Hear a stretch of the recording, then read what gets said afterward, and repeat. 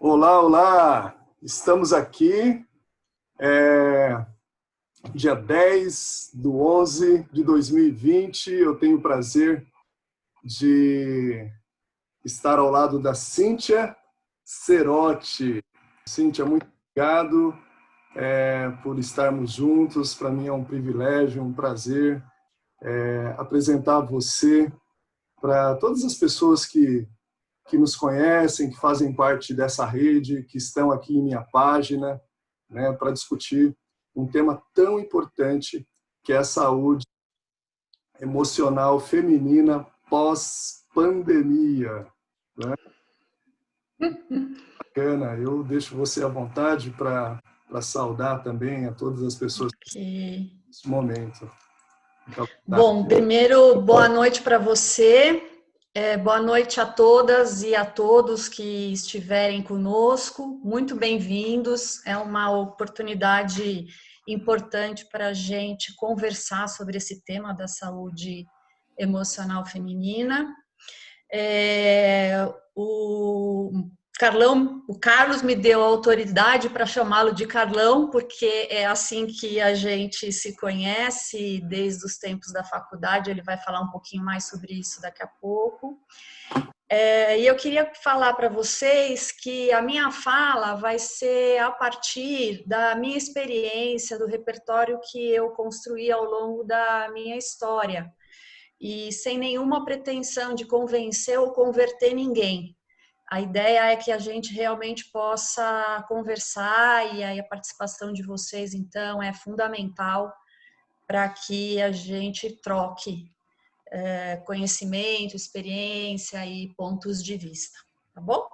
Muito obrigada pela presença de todos. Obrigada, Carlão. Obrigado, nós que agradecemos. Eu que agradeço, né, a gentileza, o presente que você nos dá para estarmos juntos aqui. Depois de 28 anos, né, Cíntia? A É gente, muito tempo. é muito tempo, a gente se reencontra com a turma e é muito legal. Nós fazemos parte de um grupo, né, que é o grupo da nossa faculdade, o nosso grupo de formados, né? Éramos em 110, né, Cíntia? Em torno disso, Olha, né? não me lembro mais, eu sei que era muita gente, mas não me lembro mais. E agora nós nos reencontramos. A minha sogra, ela é uma das primeiras turmas de odontologia da USP. E ela era a única mulher no meio de 60 a 80 homens. E eles têm um grupo e eles se reúnem até hoje, né? Um dia desses eles foram no programa da Fátima Bernardes, o ano passado, se eu não estou enganado. E agora, a gente vivendo essa experiência de reencontro da turma, né, tem sido muito gostoso. E eu falei, puxa, eu também estou vivendo uma história parecida, né? E tem sido maravilhoso esse reencontro. E agora estamos juntos aqui para conversar sobre esse tema importante. Eu estava, antes do nosso início aqui, eu estava lembrando de uma música que eu sempre ouvia, que é a música do Erasmo Carlos, né? E a música, ela é bem significativa. Ela assim, dizem que a mulher é sexo frágil, mas que mentira absurda. Eu que faço parte da rotina de uma delas, sei que a força está com elas. Vejam como é forte a que eu conheço. Sua sapiência não tem preço. Satisfaz meu ego se fingindo submissa, mas no fundo me enfeitiça. Quando eu chego em casa à noitinha, quero uma mulher só minha. Mas para quem deu luz, não tem mais jeito, porque o filho quer seu peito. O outro já reclama sua mão e o outro que o amor que ela tiver. 4 homens dependentes e carentes da força da mulher. Eu achei interessante essa música do Erasmo, né? Que é uma música tão bonita, né? Tão singular para aquela época que eles estavam vivendo, né? E que foi revolucionária ao mesmo tempo, porque mostra a mulher ocupando um papel importante de sustento da relação, né? Uhum. sustento dos filhos, né? Sustento emocional, como sustento do marido também, sustento da casa, né? E que essa mulher, o reconhecimento de que essa mulher não é nada fraca. Essa força da mulher, que antes se expressava não somente, mas socialmente, reconhecidamente falando, dentro da casa, hoje ela se expressa em toda a sociedade, né? E eu quero fazer uma lembrança aqui, trazer uma memória nossa, né? Quando nós nos formamos, a nossa turma recebeu um nome. E esse nome foi um nome de mulher. Você lembra, Cíntia? Nós não Uau, combinamos isso nós não antes. combinamos isso, mas eu acabei de lembrar disso. Eu acabei de lembrar disso, por isso que eu estou trazendo. Foi o nome de uma mulher. A prefeita de São Paulo, Luísa Erundina. Ah, Que na sim, ela época, foi, inclusive, nossa paraninfa, se eu não me engano. exato, exatamente. Ela falou na nossa formatura e nós recebemos o nome dela, né? Ela tinha acabado de ser prefeita de São Paulo, fez assim, para a saúde foi maravilhosa e outros aspectos também, a questão da moradia, transporte, saúde. E eu achei curioso que depois de tantos anos, né, a Luísa Erundina volta a disputar um cargo eletivo na prefeitura de São Paulo. Achei É curioso mesmo. isso, né? Então, para mim foi uma honra ter a Erundina como nome da nossa turma, né? Eu acho que foi uma bela homenagem para ela e também é um nome que nos dignifica a todos, né? A sua história Concordo, política, a concordo. sua presença de luta, né? Enfrentando todos os percalços que existem no meio político para a mulher, né? A gente viveu episódios aí bem tristes, né? De embates políticos com a mulher. Pois bem, Cíntia, eu quero agora apresentar você. A Cíntia, a gente fez percursos profissionais diferentes, né? Mas também complementares aí. Você foi para a clínica, você foi para as organizações, né? Foi profissional de staff da Lojas Marisa, é isso? Uhum, Né? isso. Da área de recursos humanos, executiva, onde toda a política de recursos humanos da Marisa, eu até lembrei hoje, antes de estar aqui com você, de mulher para mulher Marisa. E aí eu pensei, esse de mulher para mulher, né, inclui a Cíntia enquanto mulher, que estava contratando, que estava treinando, que estava motivando essas mulheres, entendendo toda a trajetória delas ali e possibilitando um ambiente justo, gostoso, empoderado de trabalho. E depois, além de estar nas lojas Marisa, né, você deu um salto, né, um salto no sentido internacional. Você foi para uma empresa francesa e lá você foi staff, né, executiva, diretora de recursos humanos dessa empresa. Conta para a gente, né, como que foi desenvolver esse percurso, essa trajetória e como que você vê o papel da mulher aí nesse caminho todo, né? Na construção, né? Porque é isso que a gente está falando, na construção da saúde emocional dessa mulher, do feminino. Uhum. Bom, voltando um pouco, a música do Erasmo, quando você estava cantando, eu até fiquei arrepiada. Porque, de novo, né, naquele contexto onde a música foi lançada, eu acho que sim, foi uma homenagem às mulheres naquele momento, né?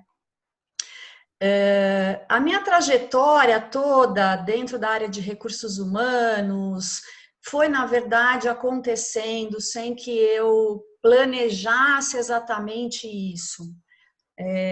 Até porque lá no início da minha vida profissional eu não tinha ideia e nem planejava ocupar cargos de alta liderança em recursos humanos. Era uma coisa assim muito distante, talvez improvável, impossível.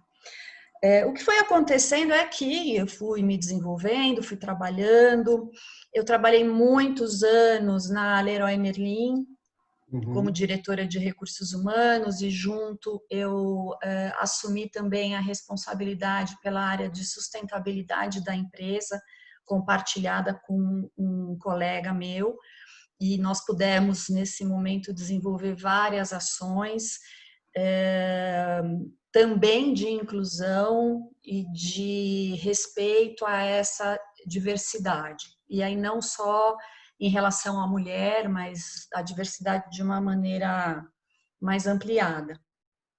E nos últimos tempos em que eu estive lá, eu me aproximei bastante de ações que estavam sendo desenvolvidas, propostas pela ONU, melhor pela ONU Mulheres, né, na representação aqui no Brasil.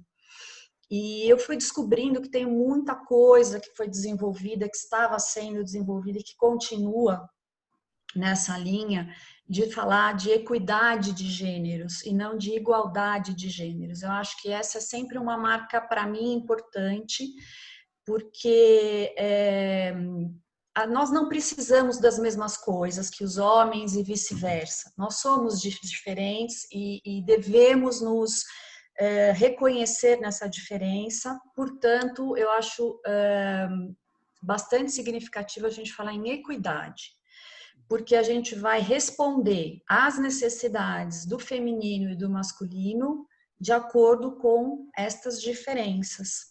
E eu acho que muitas vezes o debate se perde porque a gente fala em igualdade. E falar em igualdade, para mim, significa a gente deixar de olhar o que é diferente. As singularidades. Exatamente. Portanto, para mim, a oportunidade é essa, da fala do ponto de vista do lugar de mulher, que pensa como mulher, que sente como mulher, que teve experiências no papel da mulher, como a gente pode promover mais essa conversa, mais esse debate, como a gente pode ajudar a desconstruir os padrões atualmente existentes, os modelos que já estão ali tão fortes, consolidados, essas crenças que muitas vezes são limitantes do que cabe à mulher, do que cabe ao homem. Também desconstruir todo um aprendizado que vem de muitas gerações a gente acaba reproduzindo, mesmo inconscientemente, hábitos, atitudes, palavras, pequenos gestos no cotidiano. Então, a gente tem um trabalho de desconstrução de tudo isso para a construção de um novo repertório, de novos comportamentos, de novas respostas, para que a gente consiga ter um espaço mais saudável para a mulher poder se desempenhar, seja no papel profissional, seja no papel familiar, seja no papel como educadora, aonde ela estiver. Porque, de uma maneira geral, eu penso que as mulheres estão bastante pressionadas hoje. Nós temos e devemos comemorar tudo que vem acontecendo, porque, de verdade, eu acredito que a gente começou a levantar o tapete e olhar tudo aquilo que estava lá embaixo do tapete, então a questão se torna pública, o problema fica evidente, ninguém mais pode dizer que esta questão não existe, que não é importante, mas o percurso é muito longo ainda. Por isso o tema da nossa live, né? Falar um pouco do que a gente pode preparar para o que vem pela frente, porque as conquistas são importantes, mas o percurso ainda é longo, a jornada é comprida. E nessa jornada, você fala da questão, dessas questões históricas, né? De pressões sobre a mulher, né? E que acaba atravessando a vida da mulher hoje. E aí eu sou instigado a perguntar que pressões são estas, Cíntia, né? E como que elas atuam sobre a vida emocional da mulher, né? Como que é a saúde emocional da mulher hoje? Essa mulher que, né, que é dona de casa, que que trabalha em casa cuidando dos filhos, como a música do Erasmo traz para a gente, né? A mulher que está na vida profissional e que às vezes faz dupla jornada, né? A mulher que ainda está entrando no mercado de trabalho e a gente sabe que o mercado de trabalho hoje, para quem está se formando, ele é ingrato, né? Porque não tem vagas, né? Assim, é o maior número de pessoas desempregados hoje, é esse jovem até os 23 anos, 24 anos. Então, como está a saúde dessa mulher? Quais são as pressões que atuam sobre a vida dela hoje, né? Na sua percepção? Pois, na minha percepção, acho que há uma sobrecarga para a mulher, uma exigência de desempenho excepcional em todos os papéis que lhe são atribuídos ou que ela própria se atribui, porque, obviamente, tem os dois lados.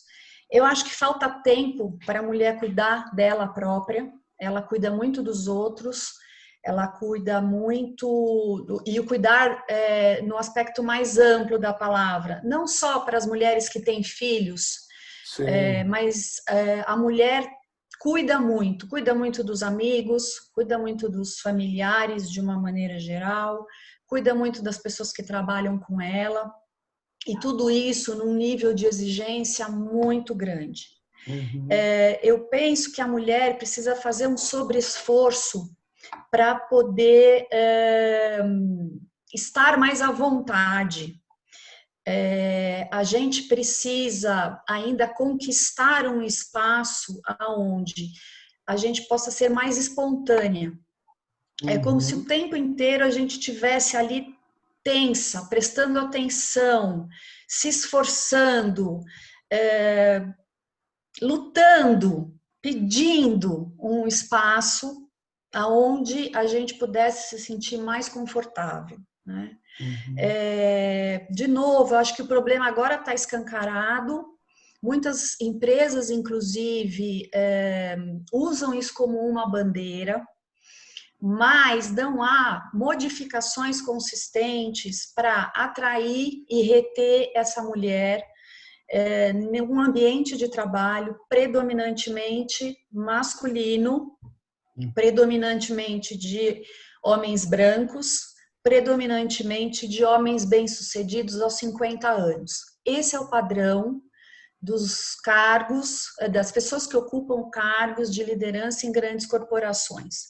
Então, se a gente olhar para todos os estágios que fazem com que uma pessoa chegue a estas posições, a gente vai vendo a escassez de presença da mulher, porque as organizações elas estão mais expelindo do que atraindo mulheres que querem fazer uma jornada profissional e chegarem a postos de comando, independente da onde elas estejam trabalhando. Eu falo do ponto de vista de empresas, porque foi aonde eu trabalhei, mas isso é, para mim, verdadeiro também na educação, na saúde, na política, em todos os segmentos. Por que você acha que as instituições, sejam elas empresariais ou educacionais, enfim, as instituições da sociedade, por que ela não aguenta a presença da mulher? O que acontece aí que a presença da mulher é uma presença que incomoda? O que acontece, Cíntia? Porque isso que você está trazendo é interessante. Você está dizendo que as instituições não aguentam a presença do feminino. Eu acho que é assim, eu acho que a mulher, ela precisa fazer tanto esforço, ela precisa estudar mais que os homens, que é o que a gente observa, o nível de escolaridade das mulheres, na média, é maior do que a dos homens. Ela precisa passar mais tempo desempenhando uma função antes de ser promovida. Ela depois precisa mostrar resultados acima do desempenho dos homens, quase como se ela tivesse que dizer, olha, eu sou mais capaz do que os homens. Então, eu acho que é a mulher que em algum momento olha e diz, esse espaço não foi criado para mim. Eu preciso de tanto esforço, tanto esforço, tanto esforço, que eu acho que não me querem aqui. A minha presença aqui não é importante. E aí ela acaba encontrando ou buscando outras formas de se desempenhar profissionalmente, ela volta a estudar mais, por isso a escolaridade das mulheres é mais alta. Se a gente for observar do ponto de vista das remunerações, na média, as mulheres ganham 30% menos do que os homens em cargos e posições semelhantes. Ela se retira porque ela vai cuidar dos filhos, sempre há uma explicação, uma justificativa. Eu acho que assim as instituições elas estão reproduzindo o modelo conhecido. Então, o que a gente precisa fazer é quebrar esses modelos. O que a gente precisa fazer é não dar as mesmas respostas que a gente vem dando ao longo da história. E as mulheres estão dando as mesmas respostas também, na medida que as que aguentam ficar acabam muitas vezes se comportando como homens, dando respostas muito masculinas, deixando de explorar o seu feminino. Então a gente, e daí eu falo da minha experiência por ter vivido muitos anos trabalhando com muitos homens, na grande maioria das vezes eu era a única mulher entre 14, 21 homens. Você estava como diretora numa posição semelhante a eles, né? Exato, exato. Mas eu era a única mulher, ou eu e mais uma em determinadas situações. Para sobreviver, a gente acaba, erroneamente, se comportando como eles, dando as respostas parecidas, lutando com as mesmas ferramentas, com as mesmas habilidades, e não trazendo para essa realidade masculina respostas mais femininas. Que respostas são essas, Cíntia? Porque isso é interessante que você está trazendo. Você está falando que é um modo de ser mulher, de viver a feminilidade, né? E há um modo masculino de viver a masculinidade, né? O que você percebe de diferença? Quais são as características dessa mulher feminina e desse homem masculino dentro da instituição que você percebe? Uma delas é falar e expressar as emoções. A expressão de emoções e de afetos dentro das organizações é quase proibida. Uhum. E se é feito através da fala de uma mulher, a percepção ou o rótulo que a gente recebe é de que nós não somos capazes de tomar decisões difíceis, que nós somos emocionais e que não somos capazes de nos posicionarmos frente a temas onde exigem de nós uma tomada de decisão. Há uma confusão entre o que eu sinto e a capacidade que eu tenho de exercer a minha função. E eu digo que, na verdade, hoje, claro que olhando com recuo e com a experiência que eu construí, é exatamente o contrário. Quanto mais eu expresso a minha emoção, quanto mais eu expresso o meu afeto, melhores são as decisões que eu tomo. Porque eu levo em consideração o efeito que eu causo no outro. E ao tomar consciência disso, eu tenho a oportunidade de refletir melhor sobre a decisão que eu estou tomando. Outro aspecto, como nós fomos também mais preparadas para cuidar dos outros, a gente pode cuidar melhor das relações profissionais.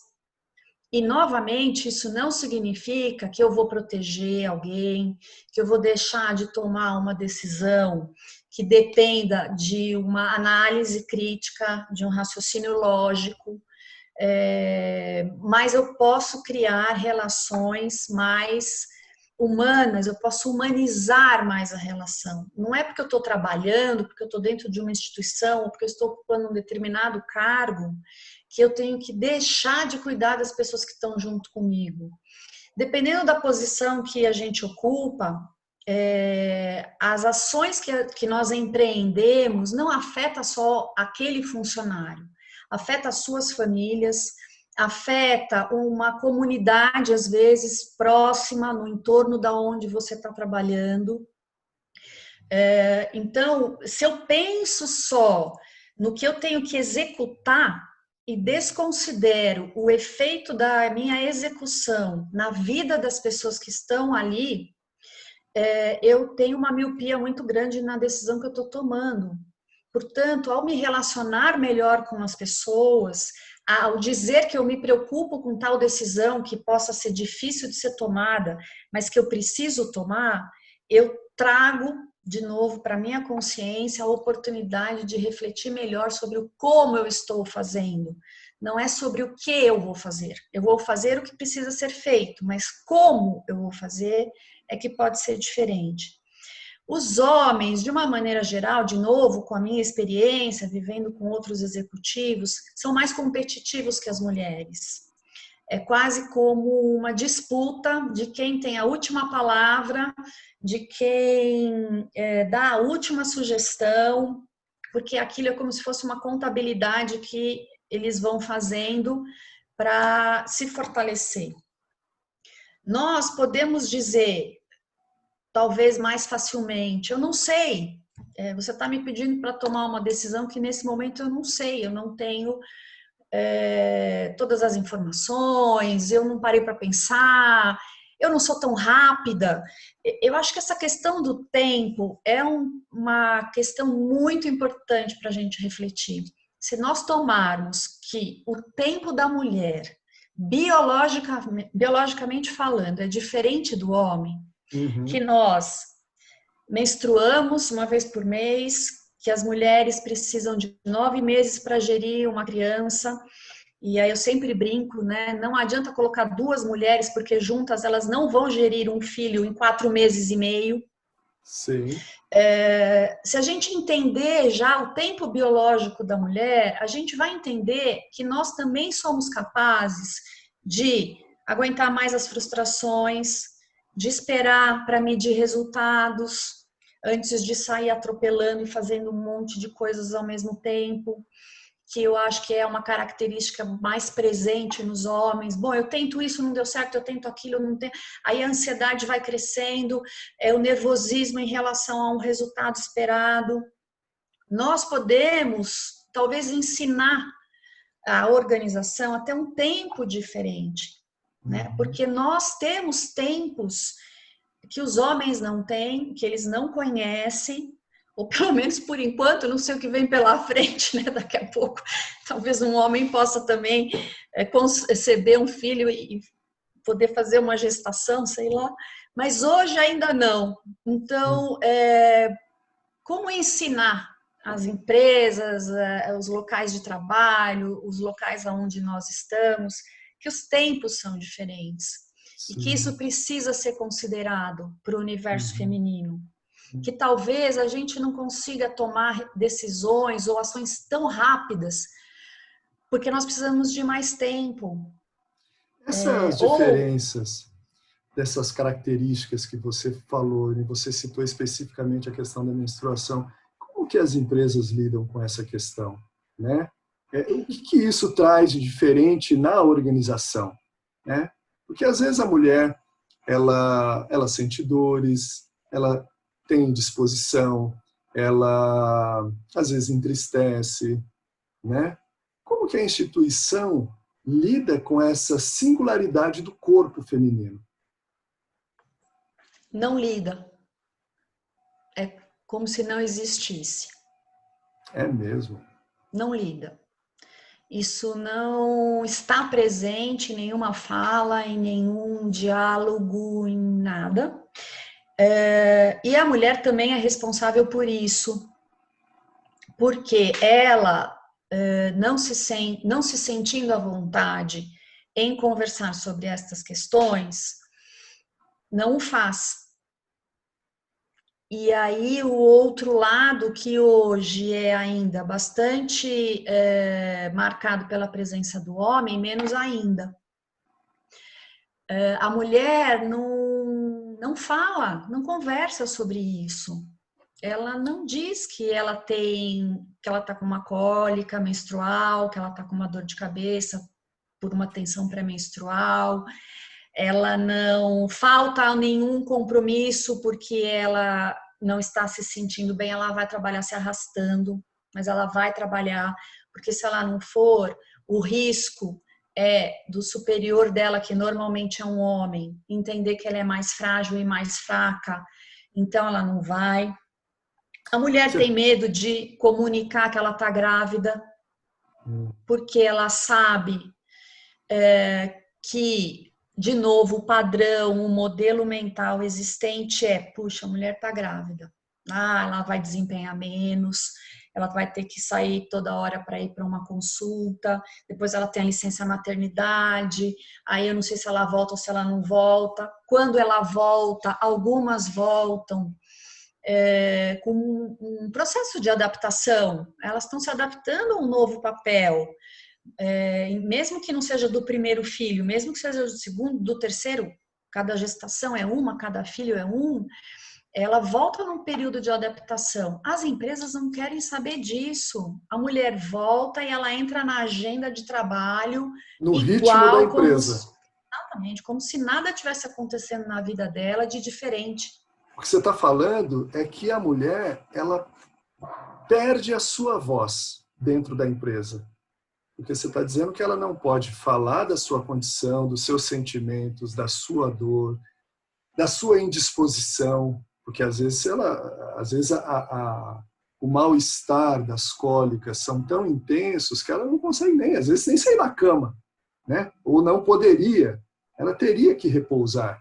E você está dizendo que não há espaço para a instituição acolher a mulher na sua inteireza fisiológica, orgânica, enfim, né? Não tem espaço para a manifestação dessa diferença, né? Que é humana e legítima, né? Não tem. Então, isso é um fator de sofrimento, né, Cíntia? Para a saúde emocional de uma mulher que não pode falar de si, dos seus próprios processos. E aí tem que se adequar a uma agenda que não é humana, que é desumanizante. Né? É isso incrível. mesmo. É isso mesmo. E a mulher vai adoecendo. O que a gente vem observando é um número cada vez maior de mulheres com síndrome do pânico, com depressão, com burnout, que é, né, o tema, o nome mais moderno para as crises relacionadas ao trabalho.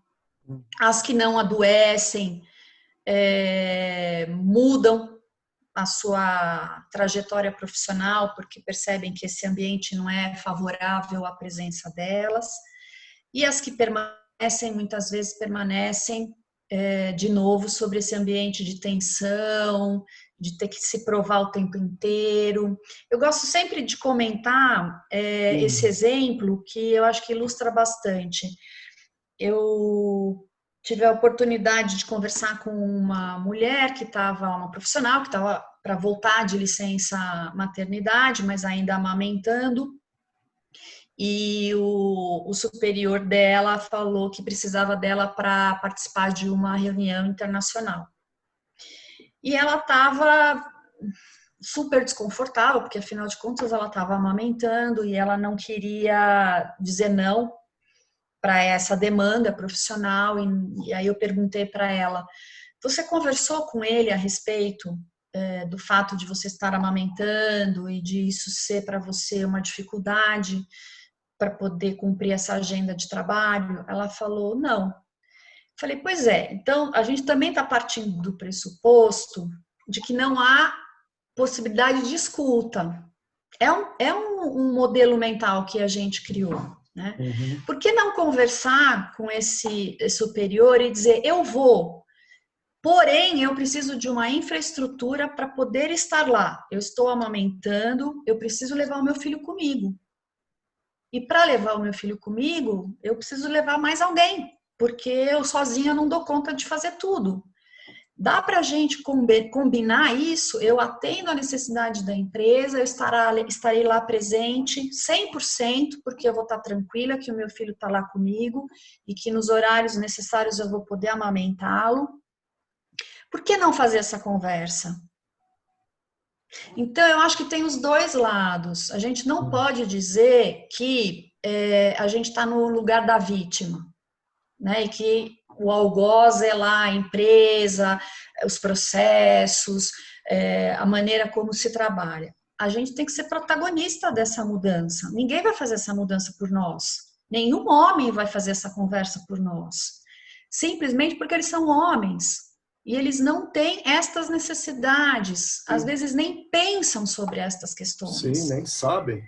Nem sabem. Então, nem assim, sabem. cabe à mulher Uhum. se colocar num papel, numa postura diferente também, né? E ajudar a quebrar esses preconceitos que também são das mulheres. Como fazer isso, Cíntia? Bom, eu acho que tem só um jeito, no diálogo, dialogando, Uhum. né? Claro que tem que ter aí coragem. Eu acho que as mulheres precisam se organizar, precisam criar as suas redes de segurança e promover essa conversa e esse debate dentro do seu ambiente. De novo, não importa que ambiente seja esse, né? Você está falando do ambiente da casa, da empresa, do escritório, da universidade. Exatamente, da onde ela estiver. Político, político partidário. Político partidário. Você sabe, eu fiz um levantamento aí para nossa conversa. A gente tem hoje uma representatividade de só 15 mulheres, 15% de mulheres, né, ocupando posições políticas. E nós estamos só há 55 anos tendo uma paridade de votação. Só há 55 anos o voto feminino passou a ser obrigatório, porque antes ele era facultativo. Portanto, historicamente, isso é nada. Sim. É muito pouco tempo na história. Então, sim, ela, em qualquer lugar onde ela esteja, a mulher precisa se articular, ela precisa se organizar, ela precisa ser propositiva, protagonista dessa mudança. É ela quem deve provocar esta discussão, e não só para ela própria, para as mulheres que estão, que virão. Você me disse em uma conversa que eu achei curioso a sua opção de voto, né? Como que você faz as escolhas de voto, né? Já que a gente está falando da presença da mulher, para mudar essas instituições, essas estruturas que produzem sofrimento, que produzem adoecimento. Conta para a gente aí, né?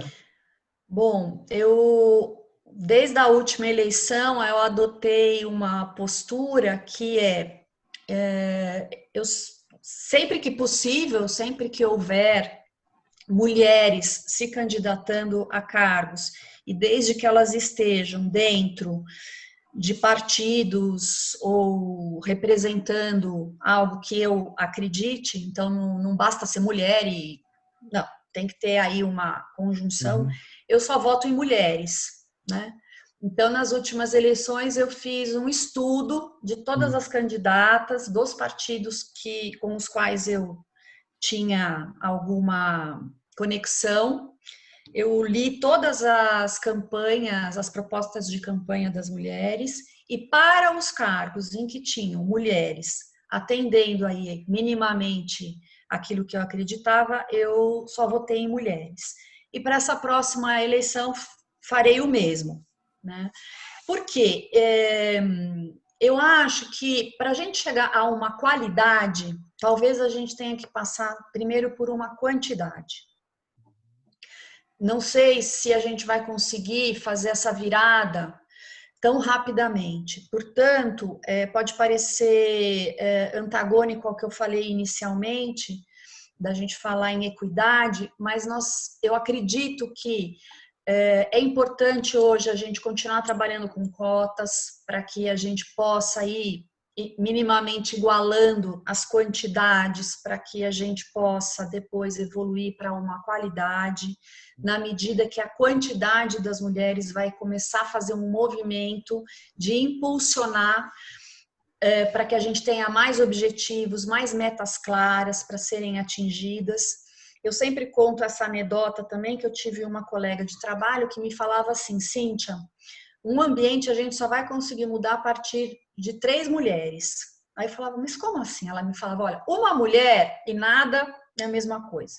2 mulheres é só aquele tititi, né? Ficam lá juntinhas, tricotando. 3 mulheres, aí a coisa começa a fazer diferença, porque elas vão se sentindo mais fortes mesmo. E eu acho que isso é verdade. Às vezes é importante a gente olhar na plateia e perceber que a gente tem olhares femininos ali. Falar em forte, eu quero fazer uma pequena mudança de direção na nossa conversa, né? A gente está vivendo, pequena mudança não, mas uma continuidade, mas um enfoque diferente. A gente está vivendo num período de pandemia, né? Isso traz, né, uma situação, talvez, que a humanidade viveu no século XIX, XVIII, né, quando a unidade familiar era a unidade produtiva, né, onde os filhos trabalhavam ali com os pais, a esposa, enfim, toda a família produzia para a própria família e também para a troca, né? Com a Revolução Industrial, a gente viu os membros da família saindo para trabalhar na fábrica, né? E, de repente, com a pandemia, uma boa parte da população do mundo voltou para suas casas, né? Isso causou uma revolução, né? Esse lugar onde que era só unidade de convivência passa a ser lugar de trabalho, lugar de lazer, lugar de vivenciar a espiritualidade, academia, restaurante, né? Café. E aí, como que a mulher está vivendo essa realidade hoje, né? Na nossa sociedade? Como que você está vendo isso? Você também, como mulher, está experimentando isso, né? Enfim, como que a mulher está nessa situação, a saúde dela?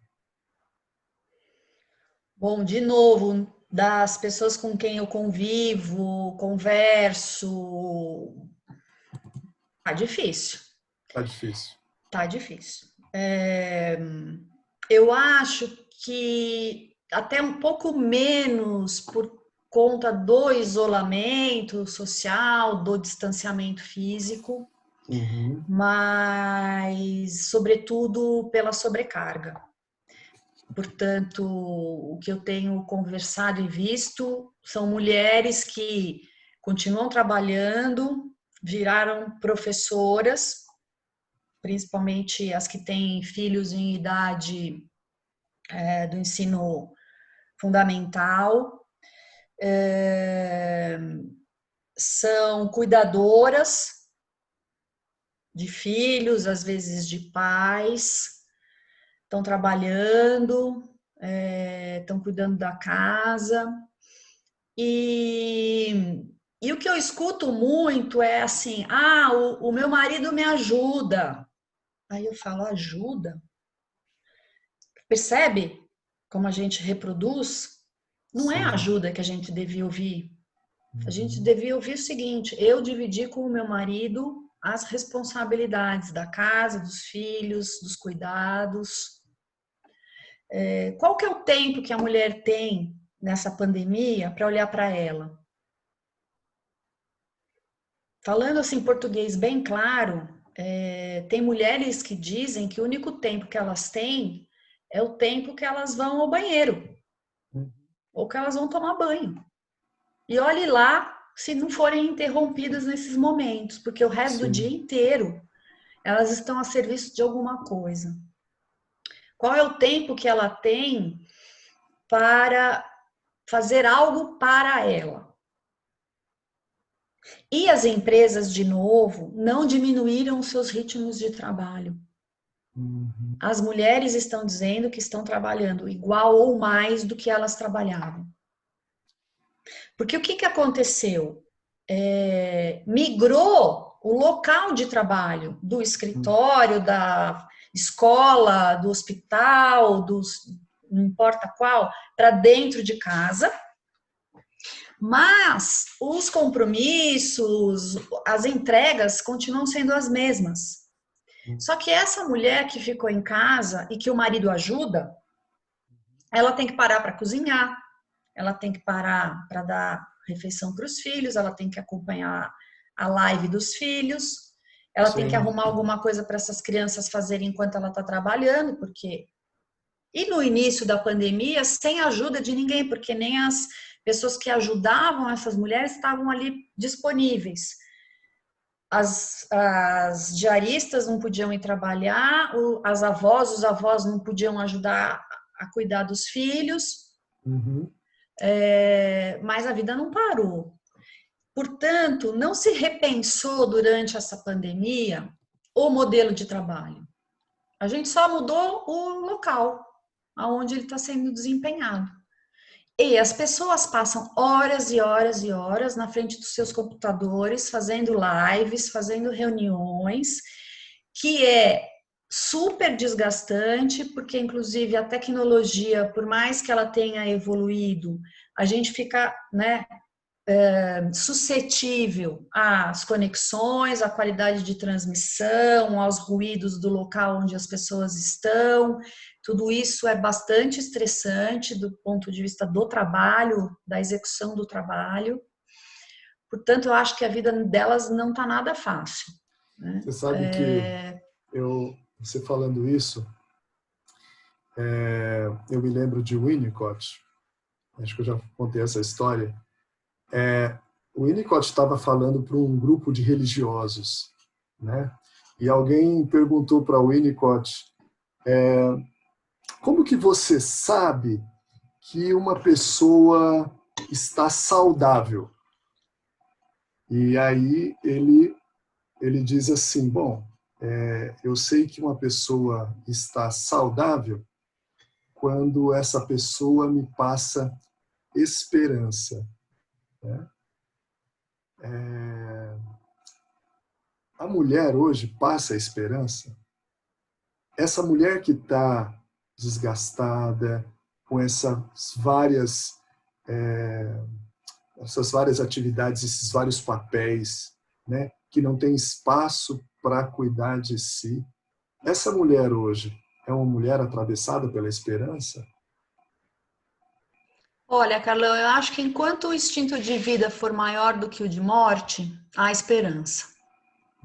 Ainda que não seja fácil. Ainda Sim. que o caminho a ser percorrido seja longo.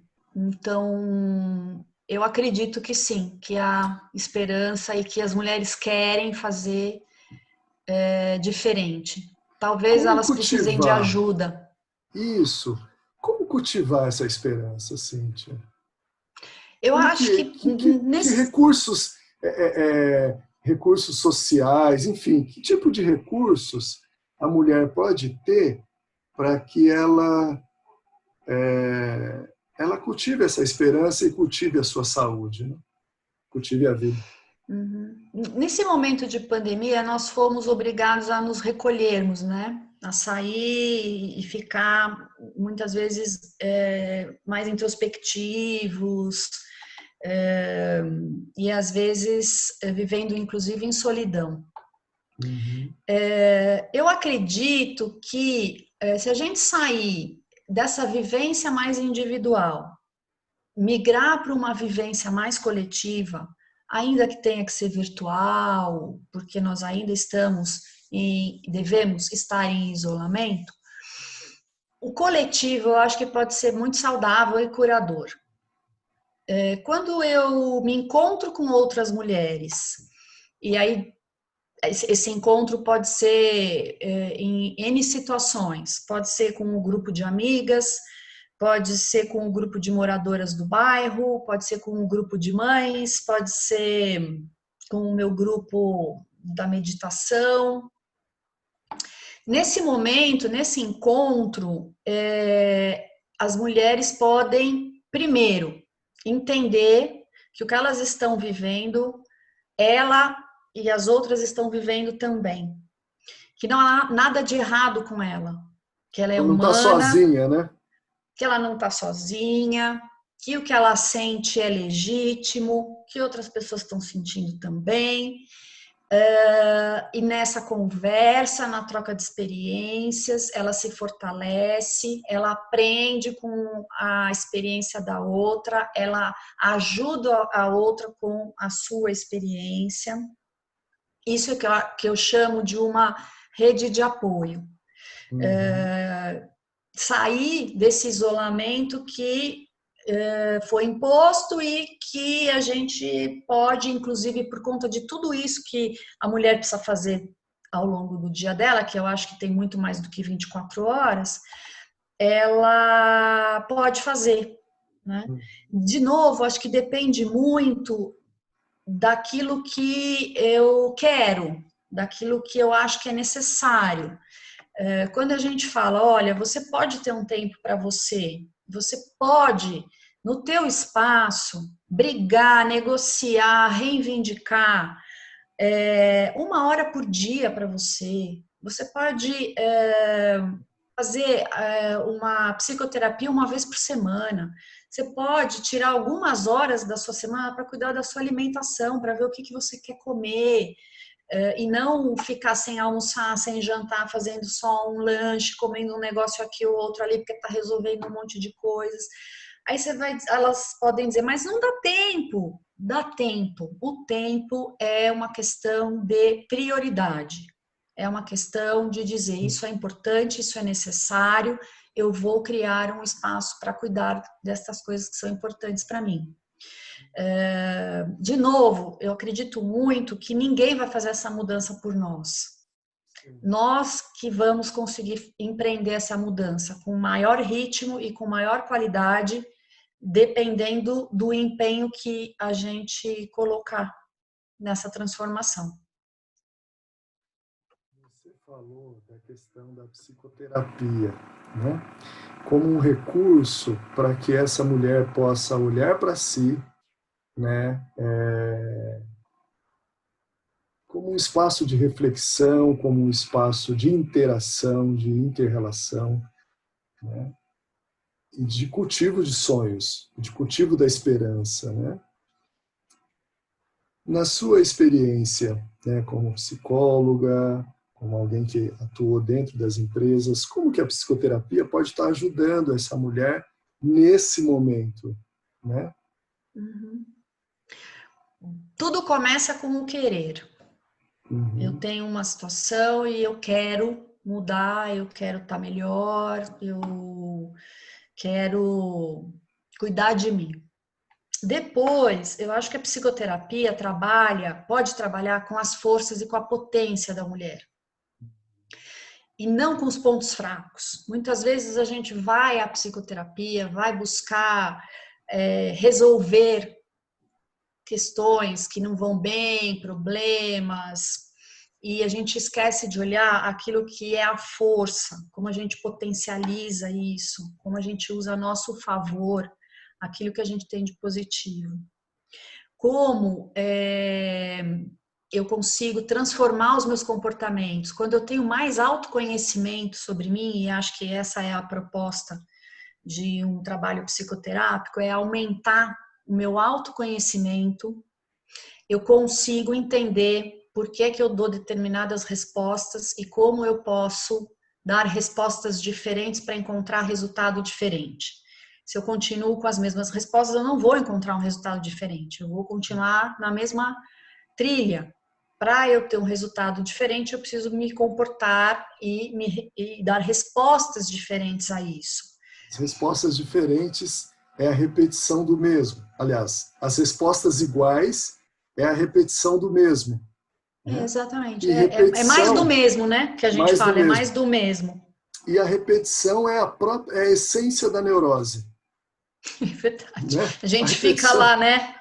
Em torno do mesmo tema, né? Do mesmo tema. Variações do mesmo tema, né? E não sai daquilo, né? Não consigo uma resposta nova, não tem saída, é assim, sempre foi assim, vai continuar sendo assim. E não é as variações do mesmo tema da música, né?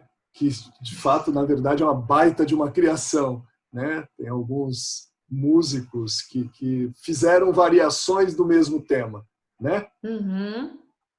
Mas quando você fala dessa potência, dessa saída para o novo, eu sei que você estudou psicodrama, né? E a psicodrama, o psicodrama traz essa coisa dessa saída disruptiva, né? Que quebra esse padrão de repetição para você produzir algo novo na sua vida, né? Então, quando você fala... O psicodrama, o que eu gosto, e foi aí que eu me especializei, e foi a linha que eu adotei como trabalho, é que a gente coloca a luz sobre como os relacionamentos estão construídos. E a partir da construção desses relacionamentos, quais são os afetos e as emoções que são expressas. E no psicodrama, eu consigo ensaiar, eu testo, eu me coloco no papel e eu experimento. E ao experimentar esses papéis diferentes, eu sinto diferente. Eu acho que essa que é a riqueza. E como normalmente o psicodrama é potencializado num trabalho coletivo, em grupo, ele tem um acelerador, ele vai mais rápido, porque mais pessoas vão experimentando e vão sentindo esses comportamentos e essas respostas diferentes. Por isso que eu acho que ele é interessante e eu gosto desse jeito de trabalhar, porque a gente olha qual é a questão, olha qual é a dor, olha como esses relacionamentos estão estabelecidos, então como eu me relaciono com os meus familiares, como eu me relaciono com as pessoas que trabalham comigo, como eu me relaciono com o meu chefe, não importa qual, né? Que respostas eu dou, como eu me sinto nesses relacionamentos. E no processo terapêutico, ao experimentar e ao jogar esses papéis e ao me desafiar a dar respostas novas, eu consigo sentir coisas diferentes. E aí, a partir daí, começar a fazer todo o processo de transformação. Eu também contei para você a anedota do homem que um dia resolve levar flores para a esposa, sem nenhum motivo especial, e ao receber as flores, a mulher pergunta para ele: o que você fez de errado que você está me trazendo flores? Bom, esse homem tem duas possibilidades: recuar e não levar mais flores e deixar com que ela realmente pense que ele havia feito alguma coisa de errado, ou insistir neste comportamento de continuar levando flores toda vez que ele tiver vontade, para fazer com que ela entenda que ele está mudando e que o comportamento dele também modifica a percepção dela. Se ele recua, não tem novo. Se ele insiste, porque aquilo é importante para ele, porque ele gostou de fazer aquilo, porque não sei quais as razões, ele vai instaurar uma nova percepção e um novo comportamento. E, a partir daí, esse comportamento dele passa a ser reforçado. E a esposa vai dizer, gostei, que bacana, você me surpreendeu, não esperava isso, você mudou. Isso que é legal. A gente precisa insistir, persistir, porque o ambiente, os outros estão acostumados com a gente do jeito que a gente vem se comportando até aquele momento. E fazer essas mudanças não é um processo simples. Isso é interessante que você está dizendo, porque você está falando que uma mudança, ela tem que ter uma ressonância, né? Quando você cita esse exemplo, você traz o homem para a relação, né? E a importância desse homem ser homem na sustentação do seu desejo, da sua posição, né? Porque você está falando de um homem que tem um comportamento amoroso em relação a essa mulher e da possibilidade dele não sustentar, né? E para sustentar isso, ele precisa ser muito homem para sustentar o seu próprio desejo, né? E aí... E a sua emoção, o seu afeto. E a sua emoção. Né? Porque, de novo, qual é o estereótipo? Que o homem não pode, não deve expressar aquilo que ele sente. Uhum. E a gente continua reproduzindo esse estereótipo, essa crença, esse arquétipo, sei lá que nome a gente queira dar a ele. E para que a gente consiga ter um espaço mais emocionalmente saudável para as mulheres, eu tenho posso dizer que convicção de que não dá para fazer isso sem os homens. Não é um processo que se faz só entre as mulheres.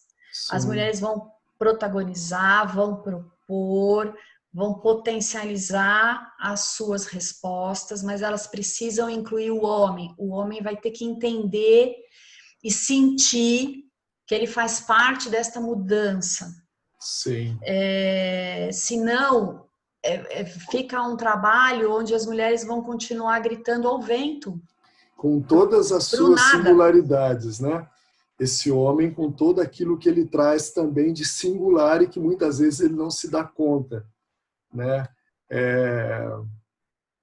Como nós conversamos muitas coisas, né? Essa também eu te falei. Eu fui numa exposição no Ibirapuera sobre os ícones russos, um monte de obras de arte da Rússia que foi trazida para fazer uma exposição no Brasil. E uma das telas, um dos ícones, era o nascimento do menino Jesus, né? Na manjedoura, a Maria ali do lado, que era o centro da tela. E ao lado estava José, numa situação de calamidade pública, né? Com a mão no queixo, olhando para baixo, e um anjo do lado dele.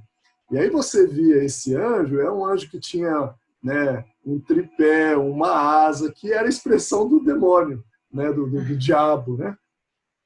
E eu estava com o Gilberto Safra, né, que foi meu orientador de mestrado, né, e ele diz assim, esse homem, ele tem uma questão. E a questão é, de quem é esse filho? Esse filho é meu? Quem é o pai dessa criança? Por causa da sua insegurança, por causa da sua incerteza. E aí eu estava lendo um texto da Françoise Doutor, depois desse episódio, né, onde ela fala assim, todo homem tem essa dúvida. Todo homem. Né? É algo que atravessa a paternidade. Essa desconfiança, assim, de quem é esse filho? É meu mesmo? A mulher não tem dúvida sobre isso, porque o filho é dela desde sempre, mas o homem não.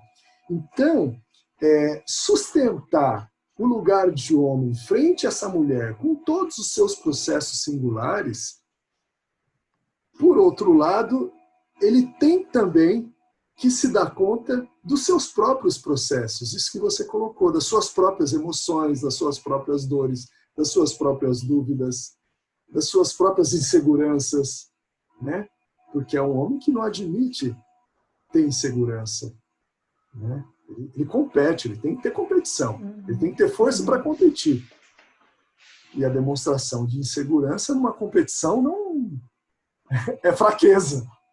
Né? Sem dúvida, eu acho que a gente está falando das mulheres, nós estamos fazendo esse recorte, mas sem dúvida que os homens também precisam de ajuda, os homens também precisam olhar para estas questões todas, qual é o espaço que ele vai ter com essa mulher que se comporta de uma maneira diferente, a perda de poder também, em alguns casos, porque à medida que a gente aumenta a representatividade das mulheres, esses homens vão ter que entender que parte do poder que eles tinham vai ser agora melhor distribuído. E a gente tem que ajudar também a desconstruir todas essas crenças que gerações e gerações a gente vem carregando.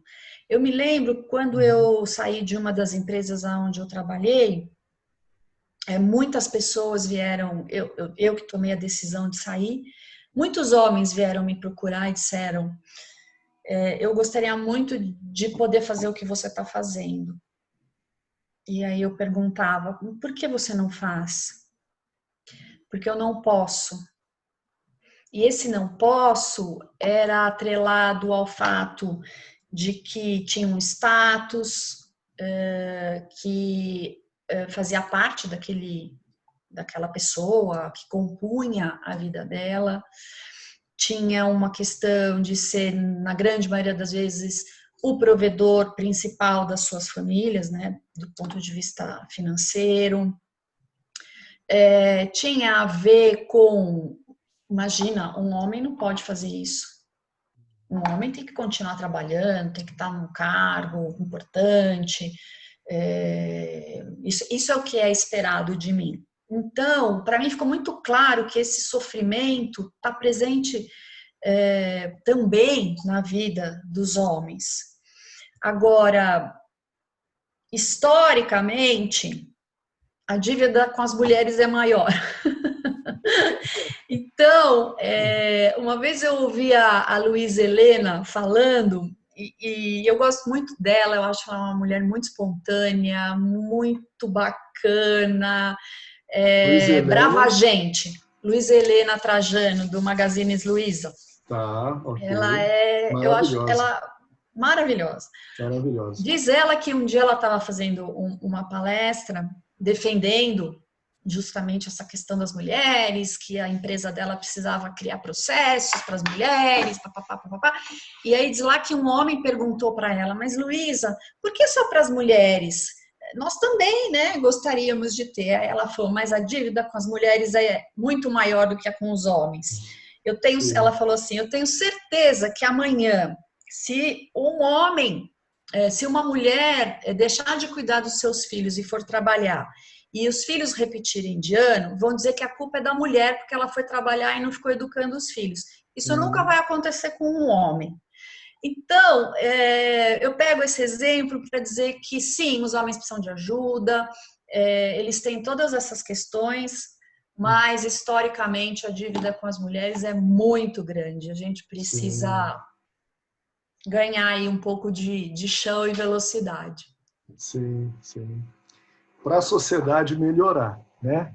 Para a vida dos homens também melhorar. Também, né? Para Porque todo isso mundo. vai fazer diferença para nós. Se a mulher é livre, se a mulher ela é saudável, se ela se sente bem, né? Assim, isso muda para todo mundo, né? Quando eu me transformo, quando eu tenho esperança, essa esperança ela irradia, né? Melhora para todo mundo, isso melhora mesmo. para todo mundo. Mas a decisão a decisão de mudar, de cuidar de si, você disse bem, é uma decisão que a mulher precisa fazer, né? Ninguém pode fazer por ela, né? E, A gente não aliás, pode delegar isso. aliás, todos os processos de conquistas que a gente vê na sociedade, a mulher é protagonista, né? A conquista que as mulheres teve, todas elas, voto feminino, seja nos Estados Unidos, onde esse processo começou há 30, 40 anos atrás, antes do Brasil, né? As mulheres são protagonistas nisso, né? Eu lembro que em 1920, as mulheres estavam lutando pela questão do voto feminino, por mais poder, né, para poder sair de casa, né? E teve até uma cooptação aí, né? Eu contei para você, da indústria do tabaco, porque as mulheres naquela época não fumavam. E a indústria do tabaco, muito espertamente, e aí o sobrinho de Freud, né, foi o protagonista dessa ação, ele usou o desejo e a luta da mulher para votar, para colocar o cigarro nas mãos das mulheres, né? A história foi mais ou menos assim. Ia ter a festa da Páscoa, todo mundo estava lá, e ele, Edouard Bernays, é um francês, né? Você sabe dizer muito bem. Mas ele, Eduardo, que é o sobrinho de Freud, ele contratou um número de debutantes, e ele falou assim, olha, quando vocês chegarem lá no meio da multidão, eu vou dar um sinal e vocês vão tirar o cigarro que vai estar por debaixo das suas roupas, sob as roupas. E aí vocês vão acender a tocha da liberdade. E aí ele contratou fotógrafos, repórteres e anunciou para todos que as mulheres iam fazer isso. E quando ele deu o sinal, as debutantes ricas, né, mulheres ricas, jovens, pegou o cigarro, tirou sob as roupas, acendeu e ele deu o nome daquele ato como um ato da liberdade, onde as mulheres acenderam a tocha da liberdade. E a tocha da liberdade era o cigarro. Bom, a foto tirada se espalhou como pólvora, né? Nos Estados Unidos e em todos os países do mundo, porque era surreal. Mulher que não podia fumar no meio da rua, no meio daquela multidão toda. É uma coisa que era algo do homem, né? E então, a partir daquele momento, as mulheres começaram a fumar, né? Algo que era impossível aconteceu. E a chave, né, foi que Eduardo falou assim, bom, as mulheres querem poder e o cigarro vai representar esse poder. Que manobra, cigarro, não? uma baita de uma manobra. Então, nessa luta por liberdade, nessa luta por equidade, né, tem obstáculos, né? E obstáculos de todas essas forças que querem tirar proveito dessa luta, dessa luta de Essa liberdade da história eu não mulher. conhecia, né? Você me contou. E que desserviço esse homem fez Uhum. para a sociedade, para as mulheres e tudo mais, porque foi uma jogada publicitária Sim, que causa um resultado indesejado, porque as mulheres passam a fumar e usando um símbolo até então masculino. De novo aquela história, né? Eu, para ficar igual, acabo me comportando do mesmo jeito. Tá uhum. aí um exemplo. Então, eu vou fumar porque se eu fumo, eu fico igual e eu tenho o mesmo poder que os homens. É uma história lamentável essa, Sim. infelizmente. Você que viveu na organização, o número de mulheres que fumam, como que é isso? Olha, eu acho que mudou muito depois da proibição do fumo, né, dentro dos ambientes fechados. Muitas mulheres e homens também pararam de fumar. Eu não tenho, assim, uma estatística para te dizer. Uhum. Eu arriscaria dizer que mais ou menos meio a meio. As Tá. mulheres e os homens mais ou menos meio a meio ali fumando. Uhum.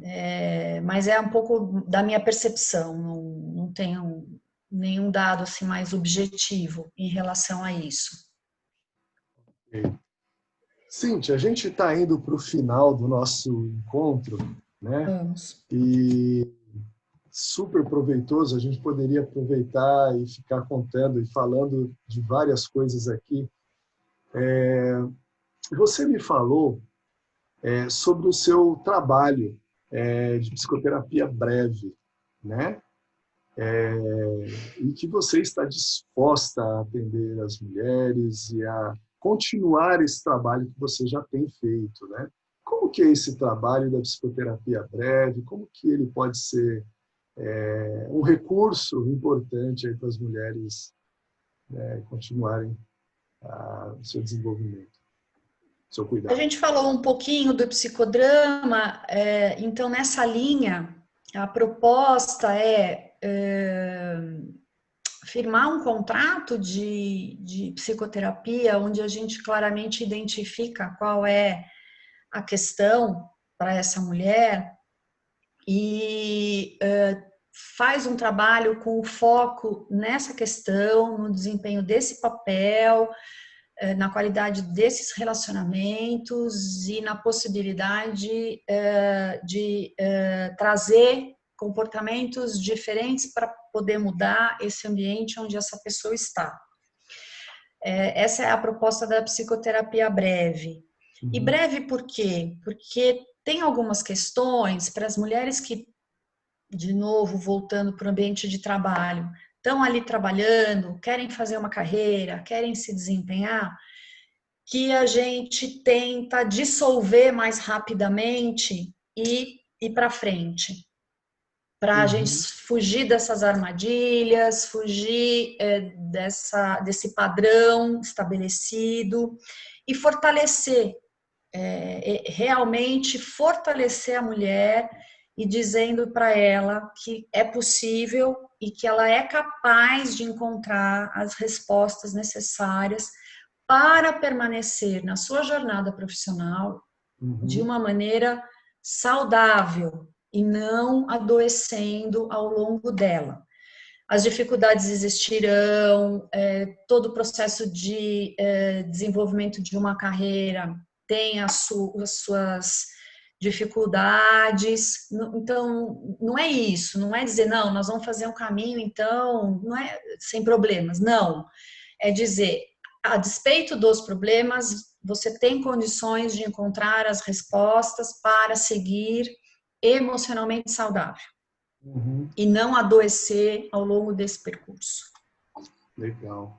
Olha, eu abri aqui no Facebook, várias pessoas se manifestaram aqui durante a sua fala, né?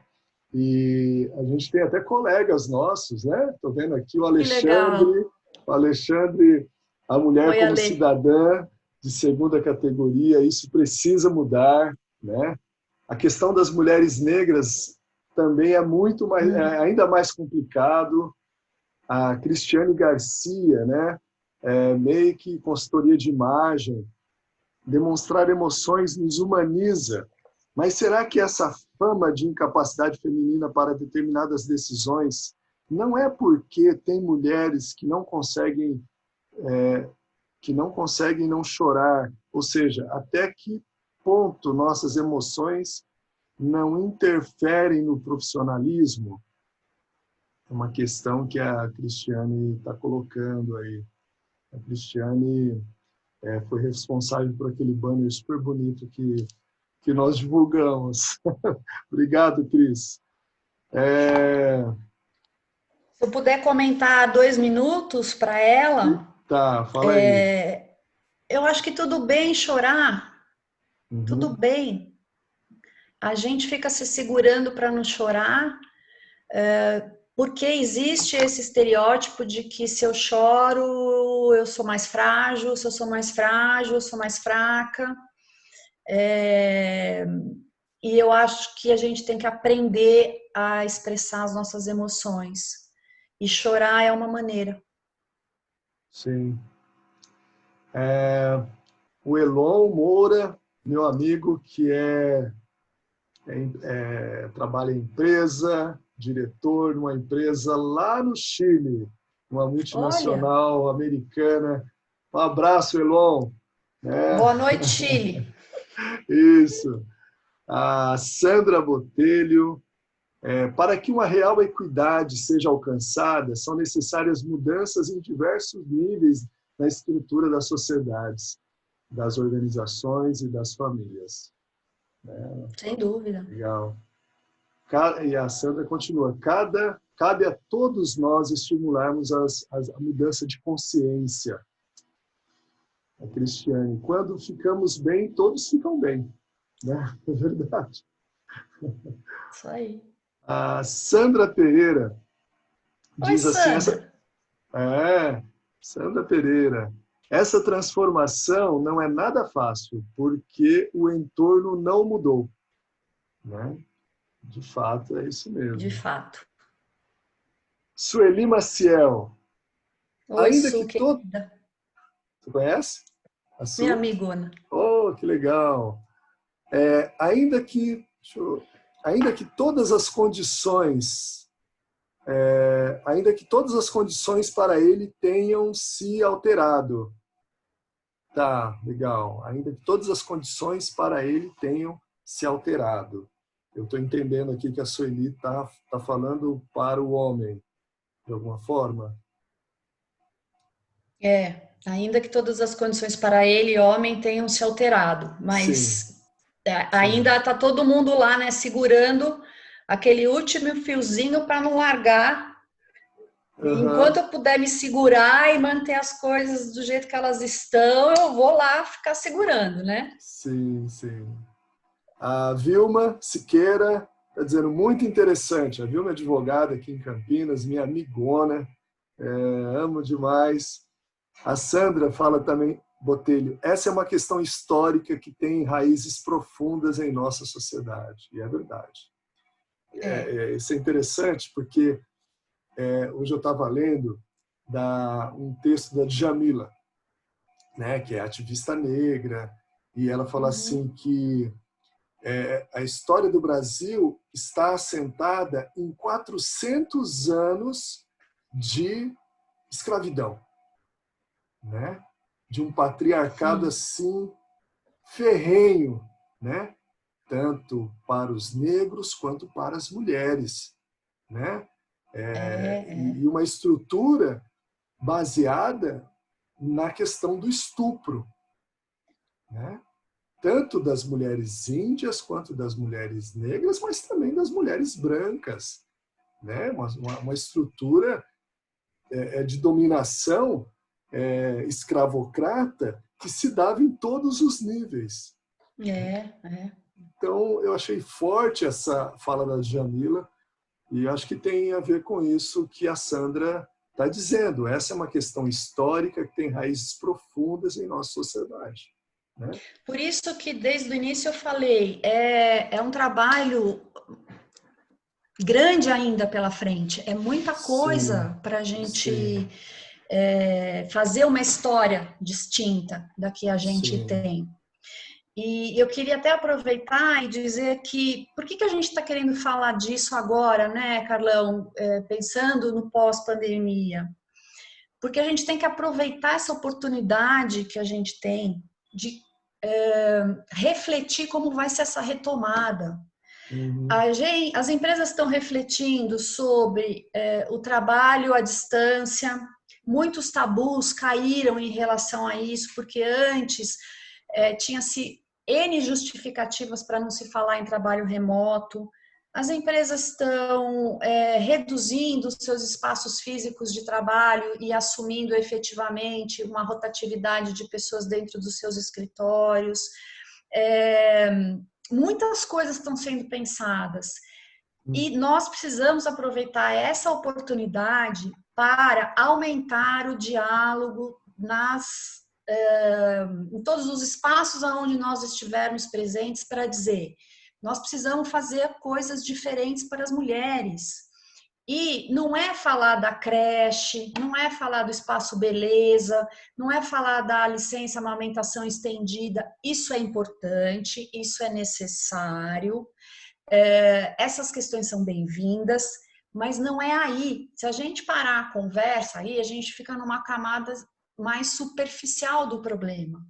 A questão é um pouco tudo isso que a gente abordou. Qual é realmente o espaço que eu tenho para falar da minha singularidade, das minhas necessidades, do que é diferente entre o homem e a mulher. Portanto, fica aqui o meu convite para que cada uma de vocês, aonde vocês estiverem, fomentem esta conversa, para que decisões sejam tomadas considerando estas questões, para que a gente volte para os nossos trabalhos, para a nossa vida dentro de uma normalidade, se é que a gente pode falar isso entre 500 aspas, diferente da que a gente tem hoje. Não percam essa oportunidade de se conectarem, de aumentarem as suas redes de proteção, de se engajarem em movimentos que façam barulho, que proponham mudanças objetivas. Sejam protagonistas neste momento que a pandemia criou, onde está tudo sendo refletido, repensado, e a gente tem um bom espaço para voltar diferente. Sim, uma baita possibilidade de reflexão e de mudanças, né? A gente tem uma oportunidade, um momento de crise é sempre um momento de oportunidade. Né? E já que nós estamos refletindo sobre tudo, vamos incluir isso na pauta, na agenda corporativa, na agenda de trabalho das pessoas. Sim. A Sandra Lu, minha amiga aqui de Campinas, né? A Sandra Lu foi por muitos anos bibliotecária da medicina aqui na Unicamp. Né? Ela faz a seguinte declaração, Angela Davis: quando a mulher negra se movimenta, toda a estrutura da sociedade se movimenta com ela. Né? A mulher negra, enfim, dentro da cultura negra, do movimento negro, a mulher sempre teve um papel central. Né? Então, de fato, tem muito sentido isso que a Sandra fala, né? E aí tem uma intersecção, porque a gente está falando das duas questões ao mesmo tempo, da mulher e de ser negra e toda a história que essa mulher carrega e toda a questão do preconceito, da discriminação. Da violência. Então, ela modifica dois aspectos ao mesmo tempo. Sim, exato. A Sandra Pereira: pandemia nos trouxe grandes desafios sobre o encontro consigo mesma. É isso mesmo. Sem dúvida. Desafio, um baita desafio. Com muitos incômodos, inclusive. Sim. Com questões profundas mesmo. Exato. É isso. A Sandra, no finalzinho aqui, colocou, a Sandra Lu: acho que não é diferente para as mulheres em geral. Né? Um comentário lá do início. Né? E tem mais comentários aqui. Excelente reflexão, a Vilma colocou. Né? Eu comecei lá de cima, as mais recentes para as primeiras, né? Que foram compartilhadas. Mas, gente, muito obrigado pela participação. Excelente comentários, excelentes, né? A gente se sente honrado com a presença de vocês e por todas as contribuições. Eu estava envolvido aqui com a Cíntia, acabei não olhando as mensagens e, de repente, me deparei com um monte de mensagem. Então, é muito gostoso, é uma baita de uma surpresa. Cíntia, você disse que teria uma surpresa para fazer para todas as pessoas que estivessem aqui, né? Você estaria disposta a conversar particularmente com alguém, com uma, duas pessoas que quisessem conversar com você sobre esse tema, ou sobre questão de psicoterapia, né? Sobre psicoterapia breve. Então, é isso mesmo? Eu posso oferecer essa oportunidade? Ok, Claro. então tá bom. É o seguinte, gente, a Cíntia se dispôs a ter uma conversa com uma ou duas pessoas, no máximo 3 pessoas, né, que queiram ter um espaço com ela. É um encontro não remunerado, é uma oferta mesmo para ela, um presente que a Cíntia está fazendo para nós. Então, se você estiver interessada em trazer alguma questão para ela, abrir o coração, enfim, falar desses desafios, ela está disposta. Então, como que a gente vai fazer? Você manda uma mensagem dizendo assim, eu quero ter um encontro com a Cíntia, eu quero conversar com ela, e eu vou repassar a sua mensagem. Você pode deixar na nossa página mesmo, no privado, né? E aí você vai ter o seu encontro com a Cíntia, ela vai ligar, você deixa o seu nome e o seu telefone, e eu passo ele para a Cíntia, tá bom? Eu não vou ficar comigo, eu vou passar direto para ela. E ela prometeu que vai te ligar para vocês terem um horário, né, de 50 minutos aí para vocês estarem juntas conversando de mulher para mulher. Eu acho que isso é uma forma de eu agradecer a presença, a participação, os comentários, a gente poder ter um pouquinho mais de tempo de aprofundar algumas das questões que foram tratadas e que não terminam nisso só que a gente falou, tem muito mais coisa para conversar, a gente não teve tempo de tocar na questão da violência contra a mulher, que é um outro assunto muito, muito importante, crítico e preocupante. Enfim, então é uma forma de eu agradecer a presença, a participação de vocês e aprender também e me nutrir com as questões que são importantes para vocês. É isso aí. Então tá bom. Então se você quiser conversar com a Cíntia, manda no inbox, né, o seu nome, o seu telefone, e eu vou passar para a Cíntia, e a Cíntia vai entrar em contato com você e vocês vão conversar. Muito obrigado mesmo para você, Cíntia, por essa oportunidade de estarmos juntos, viu? Eu que agradeço, porque é um baita de um presente, viu? Esse foi momento muito legal. Foi muito Então, prazeroso. Pessoal, vocês não sabem dos bastidores, mas a gente trabalhou bastante, trocamos muitas informações, pensamentos, dúvidas. Esse processo foi muito bonito, porque são muitos anos aí, apesar da distância, que a gente se conhece e a gente viveu intensamente esse relacionamento enquanto estudantes. Então, Carlão, muito obrigada pela oportunidade, pelo convite, obrigado, pela querida. chance de estar aqui com você e pela sua generosidade. Eu é que agradeço. Nossa, um baita de um presente, viu? E em outros momentos, se Deus quiser, vamos estar com outros temas aí conversando aí e conversando mais com todos que estão aqui com a gente, tá bom? Sempre que possível. Muito obrigada a vocês todos. A todas e todos que estão aqui, a Lê, né, que veio nos prestigiar, que bacana. Um beijo a todos, também. Um beijão. Valeu. Beijo. Até Obrigada. mais.